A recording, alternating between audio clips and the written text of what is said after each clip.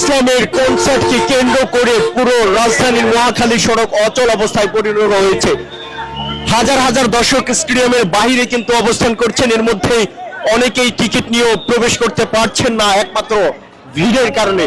সেটি কিন্তু আমরা লক্ষ্য করছি। দর্শক, একটু আগেই কিন্তু বাংলাদেশ সেনাবাহিনীর সদস্য এখানে যারা রয়েছেন সার্বিক শৃঙ্খলায় তারা কিন্তু লাঠি চার্জ করতে কিন্তু বাধ্য হয়েছেন এবং লাঠি চার্জ করেই কিন্তু স্টেডিয়ামের সামনে থেকে কিন্তু সরিয়ে দিয়েছেন।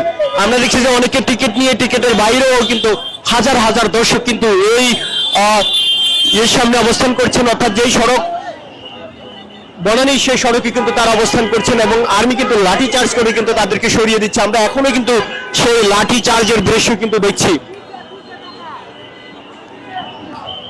এবং দর্শকরা একরকম তাদের উপর লাঠি চার্জ করার পর ভুয়া ভুয়া স্লোগান কিন্তু দিচ্ছেন এবং পুরো যেই সড়ক রয়েছে দুই সড়কে কিন্তু এই দর্শকদের ভিড়ের কারণে কিন্তু যান চলাচল একরকম বন্ধ হয়ে গেছে, সেটি কিন্তু আমরা লক্ষ্য করছি।